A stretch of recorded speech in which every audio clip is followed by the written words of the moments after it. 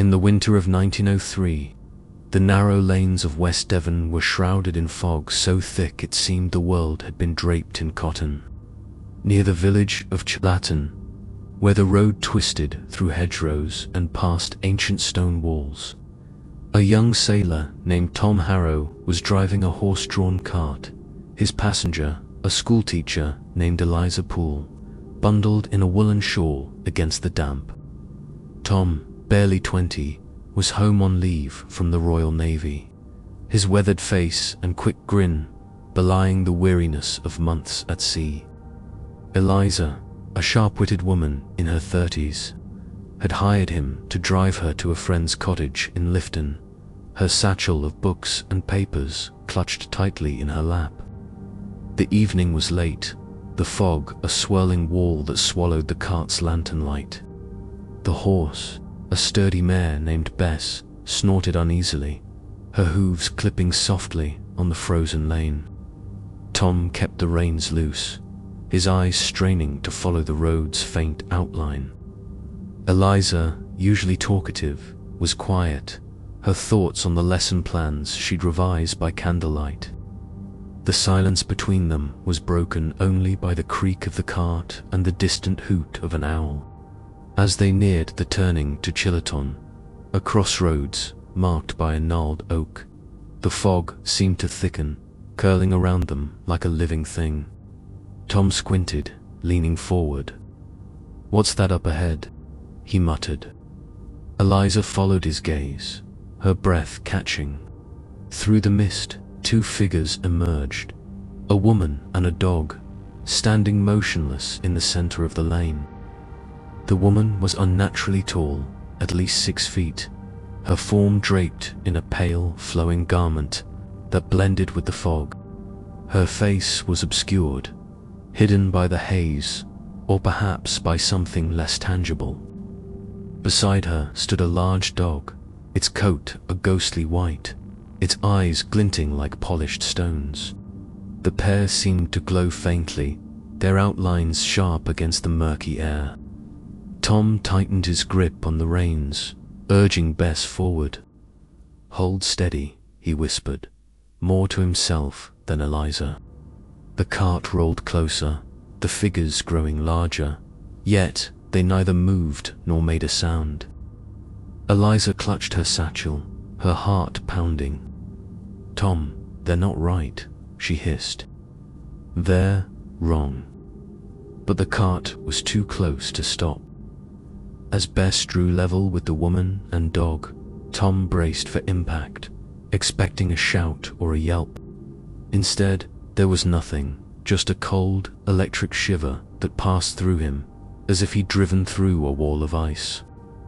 Eliza gasped, her hands flying to her face. The figures had vanished, or so it seemed.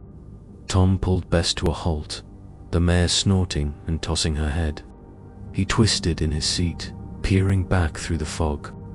There, in the exact spot where they'd first appeared, stood the woman and her dog, unchanged, unmoved, their forms as solid as before. The woman's head tilted slightly, as if watching them, while the dog's eyes burned through the mist. Eliza's voice trembled. "We drove through them, Tom. We went right through, and they're still there." Tom, his sailor's bravado shaken, felt a chill deeper than the fog. He cracked the reins, urging Bess into a trot, the cart rattling as they fled toward Lifton. Neither spoke, their eyes fixed on the road, half expecting the figures to reappear.